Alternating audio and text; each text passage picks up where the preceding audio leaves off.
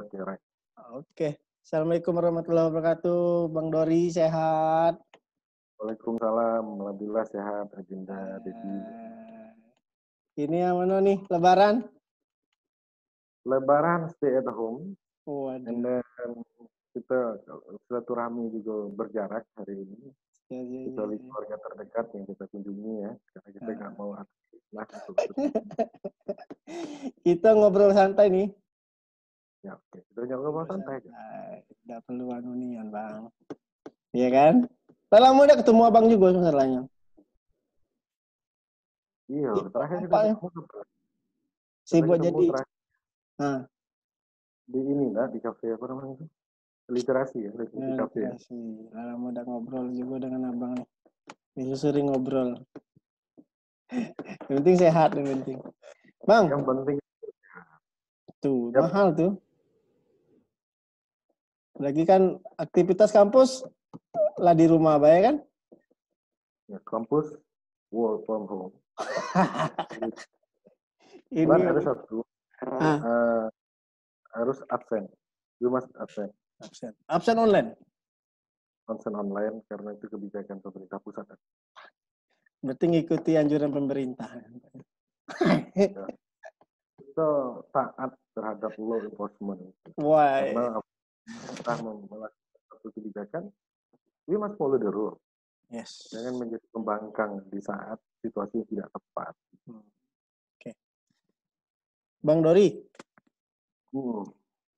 Ini ada istilah baru di dunia pandemik COVID-19.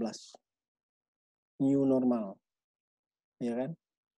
Kemudian ada informasi terupdate bahwa pilkada di Desember 2020. Artinya pilkada di tengah pandemik dan di tengah tatanan peradaban baru yang disebut orang new normal. Pandangan abang seperti apa sih, Bang?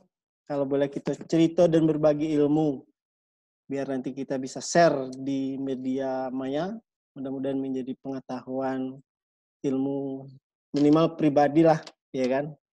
Dan khusus pribadi dan bagi publik kita ingin memberikan semacam ilmu baru, pengetahuan tentang pandangan abang sebagai akademisi yang di bidang pesipol.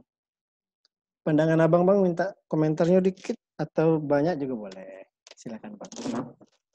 Dalam pemahaman demokrasi, arah baru demokrasi, salah satu bentuk berjalannya demokrasi itu dengan baik, itu terjadinya pemilu yang berskala. Artinya 5 tahun sekali. Tetapi kalau untuk ini adalah pemilu serentak, yang 2020 ini kan pemilu lokal. Ini lokal, untuk standar lokal jatuhnya.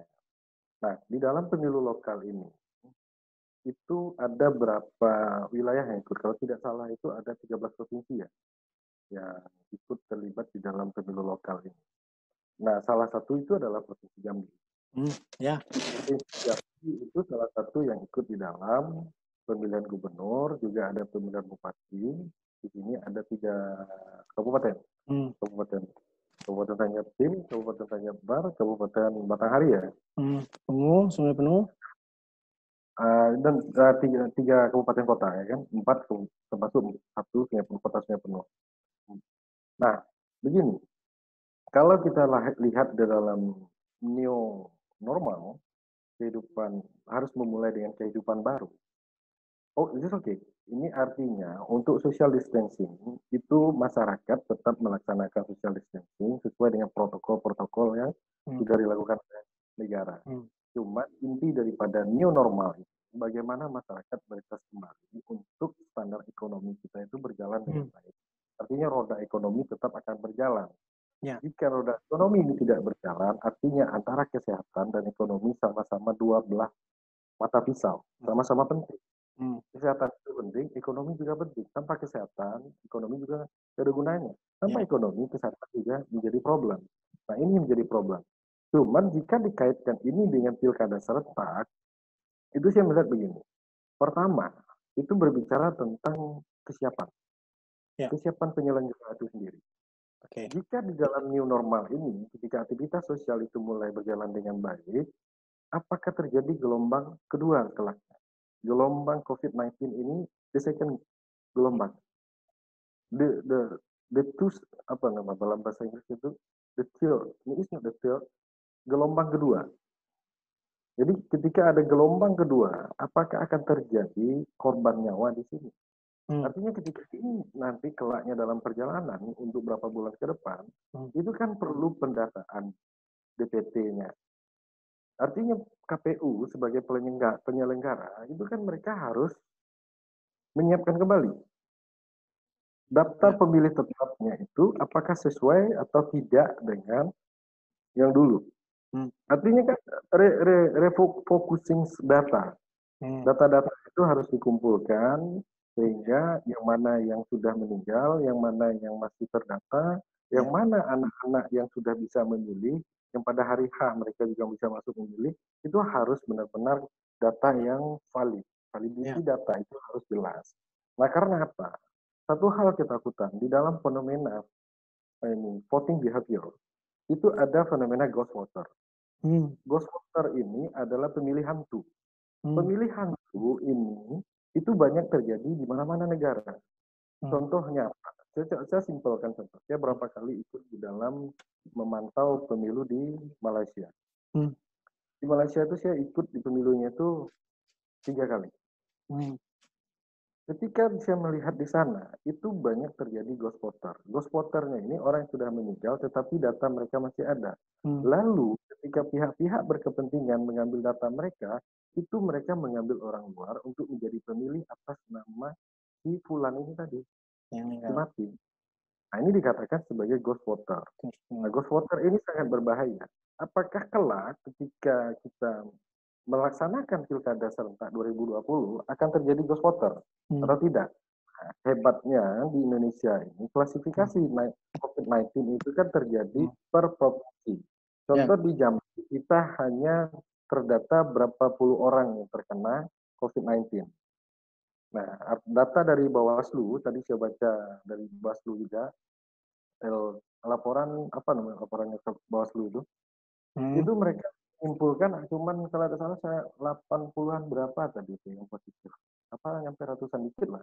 Tapi di Jambi sendiri itu kan dari laporan ini gugus tugas belum ada kasus kematian. KPU sendiri jika tidak ada kasus kematian artinya di sini kan tidak begitu memberatkan, membebankan bagi mereka untuk refocusing data kembali. Nah, ini salah satu hal yang memang harus dipertimbangkan oleh penyelenggara. Lalu bagaimana dengan pemilih? Yang menjadi persoalan itu adalah pemilih. Karena apa? Di dalam partisipasi pemilu, pemerintah khususnya penyelenggara pemilu itu mereka mentargetkan ada 80% partisipasi pemilih di dalam pilkada serentak. Jika ini 80%, artinya apa? Artinya partisipasi masyarakat itu menentukan berjalan dengan baik atau tidaknya pemilu serentak 2020 ini ke depan di tengah pandemi. Ketika di tengah pandemik seperti ini, orang merasa kehidupan mereka terancam. Lalu, ketika mereka merasa terancam, apakah mereka harus datang ke TPS? Jika memang ada protokol di TPS itu, contohnya kita harus antri, ya, you must have the turn, this your turn, dan habis itu you must use the hand sanitizer, itu kan sudah bentuk protokol. Tetapi persoalannya, apakah mereka mau? Karena apa? Karena kebiasaan daripada para kandidat, mereka ini menggunakan bentuk-bentuk apa bisa saya katakan pork barrel. Do you know pork barrel? Pork barrel ini gentong babi. Gentong babi itu digunakan di Eropa. Contohnya apa? Ketika para kandidat itu mereka menjaga konstituennya dengan memberi makan konstituennya. Dengan baik itu dalam bentuk materi, baik itu dalam bentuk bantuan, terserah. Nah, apakah besok ini masyarakat mau keluar ketika mereka kali ini untuk berkampanye itu susah? Para kandidat ini susah untuk berkampanye. Mereka tidak bisa face to face, ya kan? Mereka tidak bisa door to door. seperti hal dulu, dan mereka juga tidak bisa melakukan kampanye akbar. Iya, Apakah itu iya, tertuang iya. di dalam keputusan KPU dan Ya, Bawaslu? Boleh tidak melakukan kampanye akbar? Itu iya, tidak tertuang. Nah, iya. ketika tidak ada melakukan kampanye akbar, artinya untuk Anda melakukan sosialisasi, baik Anda memberi bantuan itu berupa material ataupun bantuan yang lain, Ya, apakah Anda bisa? Oh, ya. you cannot do that. Yes, Nah, ini yes. persoalan penting yang harus dipikirkan. Nah, akhirnya jika ini terjadi, efeknya itu berlaku kepada partisipasi pemilih. Partisipasi pemilih bisa dijangkakan, kalau saya dalam menggunakan ini, analisis politik, ya saya rasa indeks politiknya ini akan melakukan peretorian politik. Hmm. Ada bentuk tidak teraturan di dalam politik pandemik ini. Karena masyarakat tidak mau memilih itu datang keluar secara sukarela. Karena perilaku pemilih kita dalam tingkat pendidikan pemilih itu belum serasional masyarakat luar yang merasa ini hak mereka. Dan Iya. hak mereka untuk memberi suara. Di Indonesia belum. Karena kita masih punya golput, golongan putih. Iya. Nah, apalagi satu hal yang menjadi juga homework untuk para kandidat, kebiasaan mereka memerlukan para pemilih ini di saat hal-hal tertentu, seperti kan kontestasi tersebut. Mereka sangat memerlukan pemilih. After itu, apa yang terjadi? Iya. Pemilih juga nggak bisa mengkritisi mereka. Pemilih juga nggak ngerti bagaimana harus mengkritisi kebijakan mereka. Betul. Lalu pemimpin yang mereka pilih itu untuk apa? Itu yang terjadi. Jadi saya rasa tingkat partisipasi dan mobilisasi massa itu sangat rendah.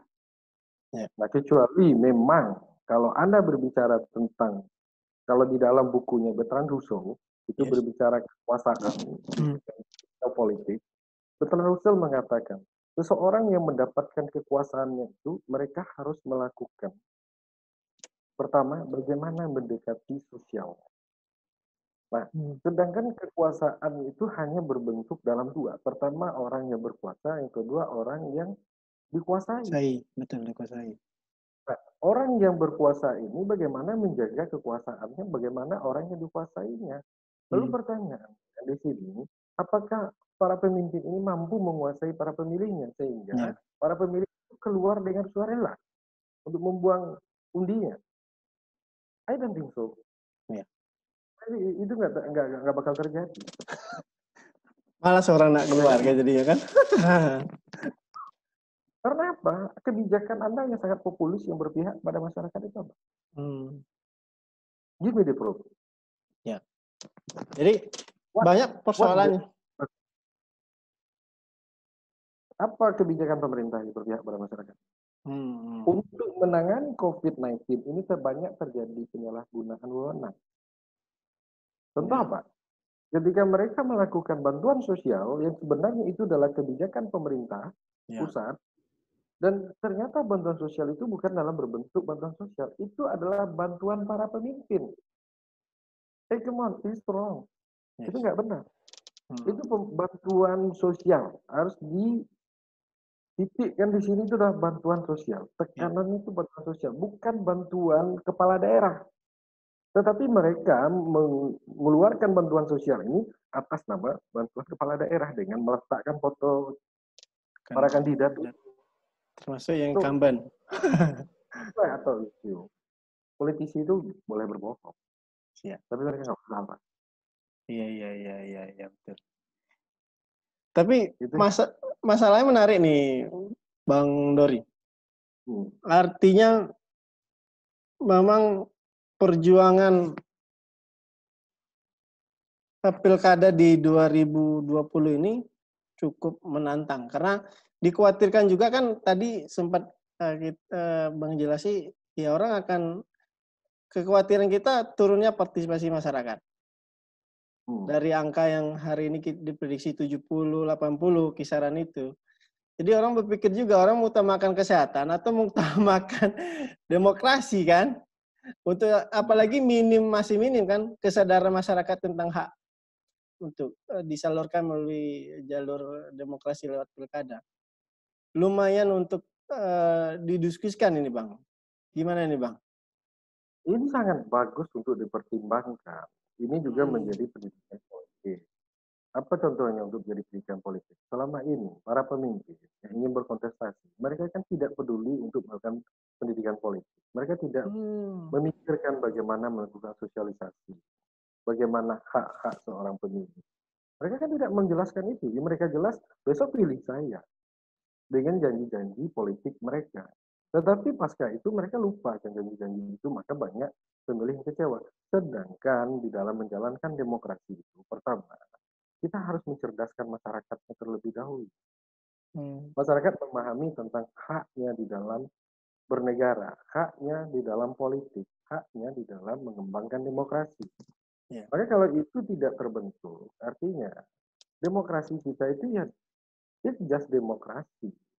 Say is demokrasi, but the real is, I think it's not the real demokrasi. Apa yang realnya demokrasi di kita? Realnya demokrasi hanya memilih. Lalu ketika Anda membuka ini kita gunakan pendekatan jargon Habermas di dalam teori sosial kritis. Ketika kita menggunakan dalam teori sosial kritis, itu ada public sphere di dalam uang publik.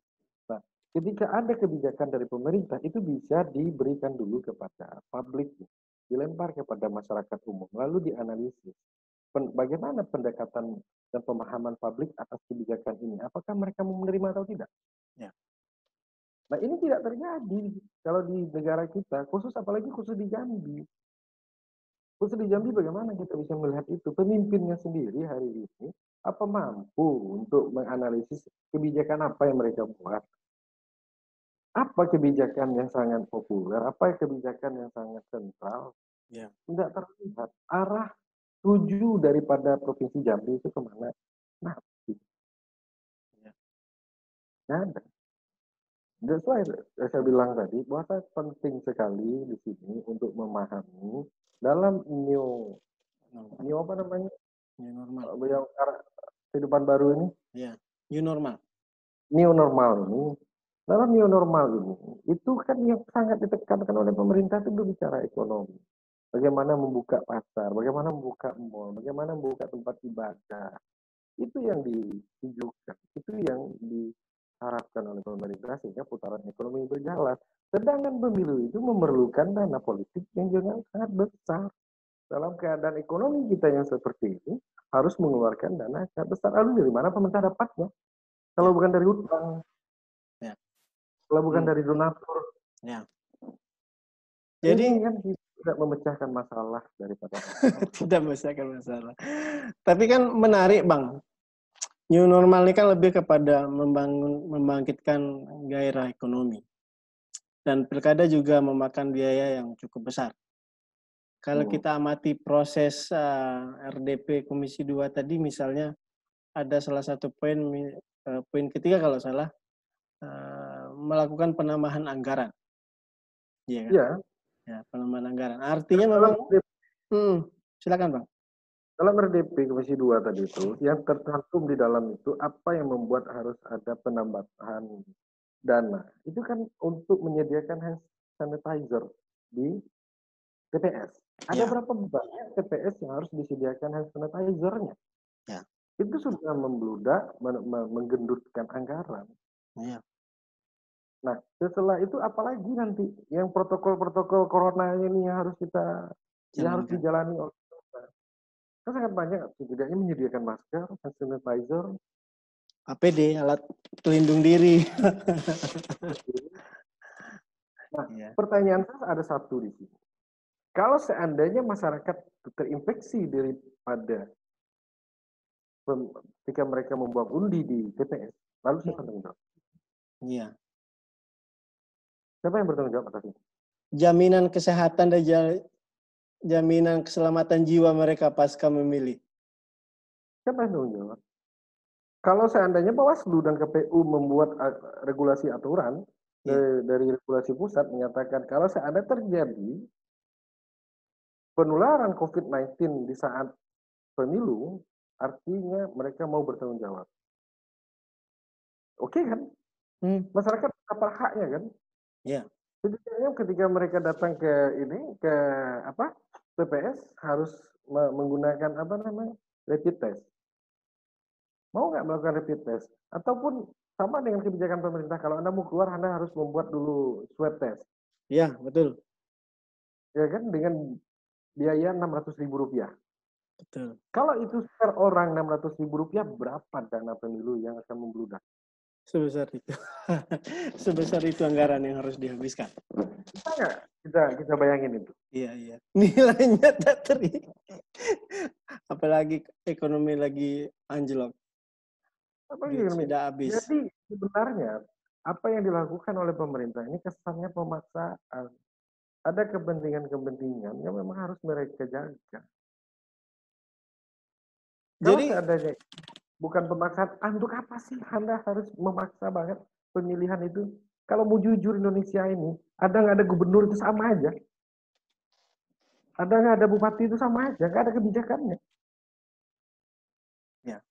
Tapi Bang, alasan didorong pertama memang beberapa negara berhasil dalam melaksanakan pilkada pemilihan di Korea Selatan yang menjadi barometer di kalangan penyelenggara. Dianggap memang berhasil dan mencoba menerapkan di Indonesia dengan pemilihan yang ada di luar negeri di tengah pandemik. Apakah ini kan menjadi salah satu barometer barangkali Bang untuk Ya. pemerintah? Hmm. Nah, itu pandangan Abang sendiri apa? Apakah ini terkesan memang didorong di Desember atau memang pandangan Abang bagusnya memang kita tunggu dalam periode tertentu gitu nah, atau ditunda dalam tahun keberapa atau memang menunggu norma pun juga susah untuk indikasi iya. Nah, Standar WHO, pandangan Abang? standar WHO itu belum ada menemukan titik terang kapan ini berakhir. Ya, Itu kan patokan daripada dunia medik. ya, Nah, di dalam pengalaman saya memantau pemilu, saya pernah memantau pemilu di Thailand, saya ya. pernah memantau pemilu pemilihan presiden Duterte di Hmm, Filipina, di Manila, dan saya juga ke Quezon City, banyak wow, tempat saya jalan. keren, keren. Saya juga pernah memantau pemilu di London, di Inggris. Ada beberapa perbedaan antara negara maju dengan negara Berkembang. tidak, negara berkembang. Di Korea itu termasuk negara yang sudah maju terhadap industri, maju terhadap Betul. pendidikannya. Artinya di sini ketika mereka berhasil untuk menyelenggarakan pemilu mereka, pendidikan politiknya itu sudah tersedia. Dan mereka juga sudah Oh, mampu untuk menggunakan e-voting. ya, elektronik penting ya. E-voting itu sudah mereka mampu gunakan. Artinya kesediaan negara untuk memberi kepada masyarakatnya menggunakan alat-alat teknologi sudah siap. Sekarang Indonesia saya tanya, memang nenek-nenek bisa memakai e-voting? Pakai HP, pakai WA. Ah, itu belum bisa buat mobil. Iya, iya, iya. Apalagi mau menggunakan laptop, menggunakan sistem. Nah, di Malaysia contohnya. Di Malaysia itu ada berapa kategori mereka memilih. Ada yang memilih melalui undi pos. Ya, Ya. betul. Ada yang memilih melalui Elektronik PS. Ada juga yang memberi suaranya melalui e-voting. voting. Nah, di Indonesia, saya berharap malah ini adalah momentum. Kita harus test case untuk saat ini, kita menggunakan e-voting. Ya. Karena pertama kita menjaga konsekuensinya. Homework kita itu bagaimana melakukan pendidikan politik pada masyarakat dengan menggunakan aplikasi Hmm. teknologi. Ya, Apa salahnya kita mencoba e-voting? ya. Anda tidak perlu menyediakan hand sanitizer, Anda tidak perlu menyediakan masker, Hmm. Anda tidak perlu menyediakan apa nama yang PPS, KPPS Hmm. dan lain hal. Anda cukup menyediakan aplikasi. Hmm. Oh, mampu tidak kita menggunakan? Why not? We must try. Ya. Kita coba dulu. Bagaimana hasilnya? Hmm. Karena ini berbicara pada tingkat level lokal. Ya. Local election ini kita bisa menjadikan pilot project ya, untuk melihat mana tahu kita mampu. Ya. Ya, karena masyarakat juga harus dididik bertanggung jawab atas ini. Maka pendidikan politik tadi berkali-kali kita harus bilang Menjadi peran aktif kunci. itu adalah kunci. Menjadi kunci. Pendidikan politik masyarakat menjadi kunci, tetapi sarananya juga harus didukung, Bang. Apa nama konsep e-voting itu kan juga berbicara wadah, bicara peralatan dengan geografisnya kita dan tentu menjadi kendala, Bang. Ini juga menjadi dorongan masukan bagi penyelenggara dan pemerintah. Ini yang perlu menjadi apa, Bang ya? Menjadi catatan dalam hal penerapan e-voting ini di tengah pandemik menjadi salah solusi. Menjadi salah satu solusi ya. Menjadi salah satu solusi. Tetapi kan kita bicara apa, Bang? Sarana yang juga harus didukung. Iya, Abang melihat makanya seperti apa? begini, saya potong. Ketika ini dipaksakan bisa berjalan, apakah Anda tidak bisa memaksakan sistem itu ada? Ketika Indonesia memperkenalkan e-government pada tahun 2003 di bawah kepemimpinan Gus Dur dulu. Ya, iya betul. 2003 kita sudah mengenal e-government. Until now, I don't know how to use the e-government in Indonesia. Yeah. Bagaimana penerapan e-government, penggunaan e-government di Indonesia? Apakah berjalan dengan baik atau tidak? Padahal kita sudah e-gov. 2003 loh diperkenalkan e-gov. Why not kita coba pada saat ini kita berbicara e-voting, sama aja government dengan e-voting. Kita berbicara alat. Ya. Ya kan bicara home base-nya data di sini. Penataan orang itu ketika melakukan e-voting, orang cuma boleh vote itu satu dengan satu identity. Ya. Ya. Satu vote satu identity. Artinya di sini tidak bisa meminimalisir terjadinya kecurangan di dalam pemilihan. Apalagi berdasarkan NIK yang sudah EKTP katanya seperti itu bisa menjadi salah satu sarana juga kali, Bang. Iya. Sudah terbatas. Ya. Artinya ini perlu disinergikan lagi nih, Bang. Artinya kita sudah punya media yang luar biasa. Sarananya sudah e-voting berdasarkan EKTP. Iya kan? Kita udah menggunakan EKTP. Iya kan? Tinggal dikoneksi aja sebenarnya kan ini. Connecting base. Udah bisa toh. Iya. Yang sulit. Saya malah mendorong terjadinya e-voting di dalam pandemi ini sehingga itu memberi keamanan kepada masyarakat dan masyarakat tidak dirugikan. Toh memilih pemimpin nanti dia jadi pejabat, nyapa Anda aja enggak di jalan. Iya kan? Lalu Anda harus berkorban nyawa untuk memilih dia di TPS. Iya. Risiko tinggi kalau berada di luar. Sangat berisiko. Iya. Betul. Karena kalau KPU, Bawaslu, penyelenggara termasuk Menteri Dalam Negeri dan DPR RI berani membuat statement di sana bahwasanya kami bertanggung jawab terhadap orang-orang yang terinfeksi virus corona di kalangan pemilu. Saya sepakat kalau mereka memberi jaminan itu, tapi mereka tidak memberi jaminan itu. Ya. Ada nggak poin-poin di regulasi yang berbicara? Di kesimpulan tidak dicantumkan kan? Hanya menyetujui, pertama menyetujui saja, yang kedua tanggal PKPU-nya disetujui, ya kan? Anggaran ditambah. Poinnya cuma itu. Berbicara keselamatan rakyat menjadi hal yang tidak menjadi tidak menjadi fokus dalam, tidak menjadi salah satu poin di kesimpulan. Ya. Jadi kalau dalam politik itu Dan. Siap. Pemilih itu mereka selalu menjadi komoditi. Pemilih. Komoditi dalam bentuk korban kali Bang. Yang dikatakan oleh kapitalisme. Di dalam sistem kapitalisme, apapun bentuk barangnya dia adalah satu komoditas yang menghasilkan. Even itu adalah hantu sama sekali pun dia harus dikomoditaskan untuk menjadi barang. Ada nilai, ada pendapatan. Makanya banyak tayangan-tayangan di TV kita itu ada malam Jumat, ada hantu ini, cari hantu ini. Karena apa? Itu dalam bentuk dari produk kapitalisme. Nah, kalau seperti ini, pemilih ini di dalam pemilu, ini kan mereka selalu menjadi komoditi untuk menghasilkan kekuasaan. Kekuasaan.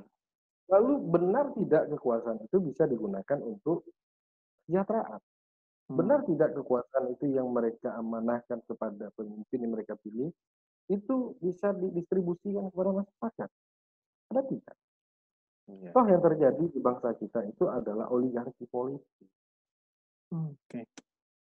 Para oligar yang berkuasa, oligar yang sejahtera, oligar yang mendominasi ekonomi. Di Jambi, kita ambil di Jambi. Di Jambi selalu berbicara tentang terah politik. Oke. Ada terah Rodinia, ada terah Manapiyah, ada terah Patahiyah. Semua mereka menciptakan terah politik. Tetapi mereka tidak menciptakan kesejahteraan ekonomi golongan masyarakat. Kenapa mereka sibuk untuk mempertahankan kekuasaan? Ya. Ini yang terjadi di bangsa kita. Akhirnya, politik yang terjadi di Jambi itu adalah politik oligarki dalam bentuk kekeluargaan. Ya. Primordialisme dalam dinasti politik di sini. Ya. Nah, dinasti itu apa menguntungkan? Ya. Kalau dinasti politik itu menguntungkan, bisa memajukan daerah, ya masyarakat tidak ada masalah. Tetapi kebanyakan dinasti politik itu, lo deh bayangin kalau dalam bahasa Jakarta. Iya. Kalau anak itu lahir daripada istana, apa dia tahu merasakan kesusahan rakyat? Iya. Tiba-tiba dia jadi pemimpin lagi. Please, it's not the system, sultanic system, it's demokrasi system. Yes. Kalau sultanic system kayak gitu, Ya. dia mewarisi kekuasaan bapaknya. Ya. Dan Indonesia ini bukan sistem pemerintah yang berpelembagaan raja-raja. Ya. Bukan turun-menurun. Turun-temurun. Ya. Tapi menarik Bang, sepanjang kita diskusi tadi bahwa apakah dengan ditetapkannya 9 Desember itu bisa menjamin keselamatan tadi menjadi berharap menjadi sebuah catatan yang ingin kita berikan, karena memang jaminan keselamatan itu menjadi hal yang utama selain faktor pendidikan politik yang harus dibangun terus menerus. Seperti itu ya Bang ya. Yang pertama itu ingat ya, kekuasaan itu tidak lebih penting daripada nyawa manusia. Ya. Satu nyawa manusia itu tidak layak dibandingkan dengan satu kekuasaan. Ya. Artinya jaminan keselamatan itu benar-benar harus berani dijamin oleh negara, oleh pemerintah yang melaksanakan. Oke, dalam artian mereka melakukan prototipe daripada protokol-protokol COVID. Tetapi kan kita tidak tahu jangkitan ini terjadi atau tidak kelaknya. Karena apa?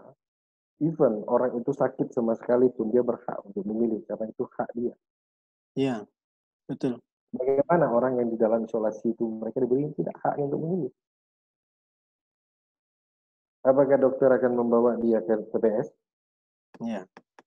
Apa dokter akan memberi hak suaranya di rumah sakit? Ada nggak dalam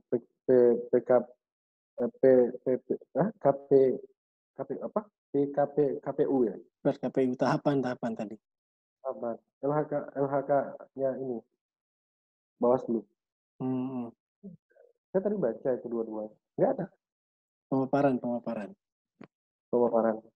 Jadi benar-benar terkesan sangat memaksa. Kalau seandainya orang yang terkena virus corona itu diberi hak memilihnya, ya even dia hampir nazak, dia hampir meninggal, 1 jam kemudian dia meninggal, dia punya hak untuk memilih. Iya. Dokter yang diprotes di depan itu gimana? Apakah mereka kita baru memilih harus berhenti bekerja, berhenti menetap? Kok tidak sejauh itu sih kita harus memikirkan keselamatan nyawa manusia? Karena lebih memikirkan nyawa para politisi yang ingin mendapatkan kekuasaan. Siapa yang diuntungkan di sini? Iya. Siapa yang dirugikan, siapa yang diuntungkan? Yang diuntungkan adalah kandidat, yang dirugikan adalah masyarakat. Iya. Makanya sangat penting ketika berbicara politik, we must tahu tentang political behavior and then voting behavior. Apa sih perilaku politik itu seperti apa? Dan perilaku pemilih itu seperti apa? Pemilih itu di level mana? Bagaimana tingkat pendidikan mereka? Bagaimana hak-hak mereka? Jangan Anda berbicara perilaku politik aja. Perilaku politik itu macam-macam. Iya. Para perilaku penguasa ini ada bosisme politik di situ, ada oligarki politik di sana, ada donatur politik di sana, Banyak. sangat banyak. Makanya akhirnya saya bilang tadi kesimpulan, saya rasa pemilih itu adalah komoditas, dan bisa dibilang di Indonesia ini karena politiknya transaksional itu adalah komoditas berbayar. Kenapa? Oke, oke. Orang mau memilih ketika mereka punya bayaran, mereka dibayar. Nah itu nggak jangan disalahkan. Kenapa? Karena udah menjadi rahasia umum. Politik di negara kita ini transaksional. Seorang kandidat di dalam teori kandidasi bayu, ya, itu seorang kandidat harus mendaftarkan diri kepada partai politik. Karena partai politik adalah unsur daripada demokrasi. Tanpa partai, demokrasi tidak ada. Ya. Tetapi dalam ketika mereka mendaftarkan diri, mereka pun harus punya mahar. Ya. Tanpa mahar Anda tidak bisa ke depan. Itu dikatakan kandidasi bayu. Nah, kandidasi bayu artinya di sini mereka sudah mengeluarkan kos politik untuk mendapat perahu politik. Ya. Ketika berkampanye, mereka sudah mengeluarkan dana lagi. Dana politiknya seberapa banyak? Pasca itu mereka ingin memilih, mereka harus memilih dana lagi. Ya. Ini sangat luar biasa di Indonesia. Ketika ini yang terjadi, artinya kekuasaan itu menghasilkan kenikmatan. Disinilah nanti setelahnya. Apa yang mereka keluarkan, mereka nikmati kembali dengan mengambil cara yang lain. Maka distribusi kekuasaan itu untuk kesejahteraan jadi susah. Karena dia sebuah komoditi yang selalu menjadi korban dari permainan para elit. Elit untuk mendapatkan kekuasaan. Untuk mendapatkan kekuasaan. Jadi kalau analisa Abang, kalaupun dipaksa bahasanya di sini tetap di 9 Desember, akan banyak dampak yang eksis yang ditimbulkan dalam persoalan pilkada di tengah pandemi. Di pandangan Abang seperti apa? Dampaknya itu sudah jelas. Pertama dampak itu, ya dampak kesehatan. Itu kita harus bicarakan. Yang kedua itu kesiapan penyelenggara. Kalau ini lagi, kalau seandainya ketua KPU-nya yang kena corona, atau ketua Bawaslu yang kena corona, ini gimana cara eksekusi? Gimana? Iya. Siapa yang akan menjalankan roda tahapan selanjutnya gitu, Bang? Ada berapa KPU Bawaslu di Provinsi Jambi? Ya. Ada 11 kabupaten kota. Iya. Ya, 11 kabupaten kota artinya kita punya KPU dan Bawaslu itu dikali 5. Berarti ada 55 orang. Kalau seandainya mereka ini berintegrasi dengan COVID orang banyak, ada kemungkinan nggak mereka itu terinfeksi? Ya. Punya kemungkinan untuk terinfeksi. Punya kemungkinan ya, kan? Dan berpotensi. Nah, ini bahasanya, Bang. Jadi sekarang ini nikmati kebijakan pemerintah.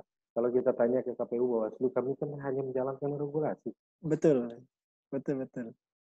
Ya kan? Betul. Kalau dalam bahasa-bahasanya kawan-kawan ada yang bilang, kami ini sampai nawat nah.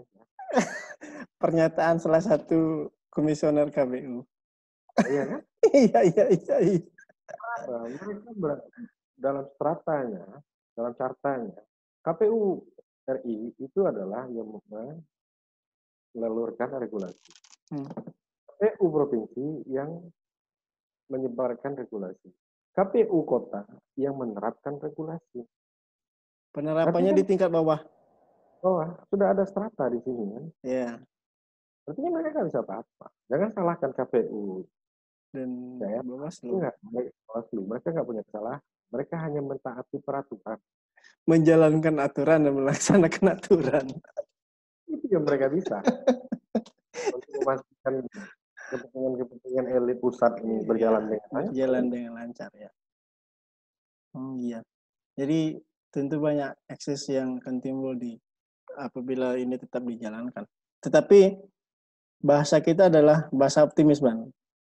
Tentu kita ingin tentu ke depan demokrasi di tengah ini menjadi momentum. Kalau menarik apa yang Bang sampaikan tadi, pengalaman Abang dalam melakukan proses pemantauan pemilu di sejumlah negara, tadi Abang sebutkan di Thailand, Filipina, dan Eropa dan Amerika, tentu menjadi sebuah catatan penting buat pemerintah maupun penyelenggara bahwa penerapan e-voting menjadi salah satu cara untuk penerapannya sudah bisa dilakukan di pilkada atau di pemilihan yang 2020. Itu apakah ini menjadi saran Abang seorang akademisi, pengamat politik, juga penggiat pemilu? Apakah ini menjadi salah satu saran yang ingin pandangan Abang sampaikan ke para yang menyaksikan yang akan menonton kita ini, Bang? Saya sangat menyarankan untuk mengambil momentum ini. Ya. Karena apa? Tidak ada juga bantahan daripada masyarakat karena pertimbangan kesehatan tadi. Kalau memang kita menggunakan e-voting, artinya semua terjaga dengan baik. Masyarakat juga terjaga, pemerintah juga terjaga. Sehingga kita tidak memunculkan spekulasi terjadinya penularan yang menyebar. Ketika pemerintah pusat mengatakan kita melakukan PSBB, tetapi pilkada kita lakukan. Ketika saat ini kita harus new normal, ya kan? Artinya kita harus hidup berdampingan. Ini dikatakan sebagai herd immunity, ya kan? Herd immunity ini kan sebenarnya pemaknaannya orang yang kuat bertahan, orang yang lemah mati. Ini yang terjadi. Nah, kalau memang seperti itu, di mana letak peran dan fungsi negara untuk menjaga keselamatan rakyat? Negara juga bertanggung jawab. Just saat ini kita tidak bisa membandingkan apple to apple, case by case, antara Singapura, antara Vietnam, antara Brunei dengan Indonesia. Singapura itu, saya bisa katakan dia sebagai the jungle of concrete. Do you know my name is jungle of concrete? Yes. Jungle concrete itu adalah hutan batu negaranya. Jadi ketika negaranya itu hutan batu, artinya apa? Ketika mereka melakukan lockdown di negaranya itu hal yang mudah. Karena wilayah mereka sangat dekat. Dan satu komando untuk mereka menyatakan lockdown, semua masyarakatnya hidup bukan di atas tanah aja. Mereka banyak hidup di atas bangunan. Kalau Indonesia, paling tinggi rumah orang itu 3 tingkat. Kalau dibandingkan dengan yang terjadi di Singapura yang rumah sampai 20-30 tingkat. Ketika mereka melockdown itu artinya penghuni di dalam satu bangunan itu sampai ratusan orang. Ya. Ya kan itu hanya hitungan meter. Indonesia, Anda mau melockdown kota Jambi, gimana caranya? Faktor geografis. Faktor geografis sangat menentukan. Malaysia mengambil kebijakan tegas, melakukan lockdown dengan melakukan pengawalan ketat melalui tentara dan polisi. Ya. Itu artinya negara di dalam tingkat bahaya. Itu ujung-ujungnya capek sendiri kok mereka. Dan konsep new normal juga akan dikawal diawasi sama polisi dan tentara. Itu sama dengan hal kita sekarang. New normal. Ditugaskan di sana ada polisi, ada tentara, ada Satpol PP, di dalam ada yang perangkat yang berkaitan. Pertanyaannya di sini, apakah kelak new normal itu mentaati tidak protokol yang dibuat? Jangankan new normal, lockdown aja Indonesia ini bisa nggak ditaati. Ya. PSBB aja banyak kita bertengkar sana sini, Banyak yang emosi. banyak yang emosi. Artinya, memang hukum alam dia akan berjalan secara sendiri. Ya. Artinya, yang menjadi tanggung jawab kita sebagai manusia itu jaga keselamatan diri dari terjadinya kemudaratan. Kalau ini adalah kemudaratan, ya jaga dirimu, jangan sampai kamu yang terkena. Kalau saya harus ke TPS kena itu sih, saya mohon maaf saya nggak ke TPS. Saya bukan menyuarakan harus Stay golput, home. no. Nah, sejak awal kita bicara home from work from home and then stay at home, lalu Anda tiba-tiba ngusir orang keluar rumah, ayo keluar rumah. Ya. Kalau kelas yang ketakutan kan orang-orang yang paham akan ini. Saya masih bicara tadi, kalau memang pemerintah memiliki responsibility yang jelas, it's okay. Termasuk ada jaminan yang menjamin keselamatan dan kesehatan. So, kalau bicara pemilu berskala itu, adalah pemilu berskala itu kadang-kadang itu menjadi syarat aja. Di dalam komputer mengatakan demokrasi prosedural itu adalah demokrasi yang dijalankan berskala 5 tahun sekali. Kalau dia lebih daripada 5 tahun sekali menjadi 5 tahun dua periode, 3 periode, 4 periode, maka dia sudah wajib dikatakan sebagai demokrasi yang sangat sukses. Itu dikatakan sebagai demokrasi yang sangat menjadi contoh, rule of model. Nah, sebenarnya Indonesia ini sudah menjadi rule of model. Lalu untuk apa Anda bicara memaksakan demokrasi? Ketika demokrasi kita sudah berjalan 1998. Ya, pasca reformasi. Pasca reformasi. Pertama sekali kita pemilu 2003. Nah, kan 2003-2004. Sampailah 2020. Udah berapa skalanya? Artinya Indonesia ini kan sudah di dalam bentuk negara yang demokrasinya menjadi contoh, role of model. Sudah dewasa dalam dunia perpolitikan. Sudah dewasa dalam aplikasi penyelenggaraan sistem demokrasi. Maka saya tekankan tadi, oke, kalau memang kita secara konsepsinya sudah benar, apa yang dikatakan oleh komputer, Albert Dahl, konstitusional demokrasinya, maka hari ini kita terapkan e-gov. Yes. Ayo kita e-vote. E-government dengan e-votingnya. Berarti benar-benar komplit demokrasi ini di dunia ini yang terbaik itu adalah Indonesia. Dengan cara apa? Mereka sudah melaksanakan e-voting di saat apa? Di saat pandemi. Momentum. Jadi momentum yang tepat untuk penerapan e-voting. Kalau berhasil tentu menjadi sebuah catatan sejarah dan tentu akan berdampak pada pemilihan-pemilihan selanjutnya. Ya. Oke, Bang Dori, terima kasih. Banyak tadi catatan dan saran, pandangan, masukan terhadap perbaikan demokrasi ke depan. Tentu semoga ini bisa bermanfaat bagi pribadi dan publik yang akan menyaksikan dan menonton YouTube kita nanti. Semoga bisa bermanfaat dan menambah wawasan. Semoga ini menjadi forum silaturahmi juga. Sudah lama nggak ketemu Abang.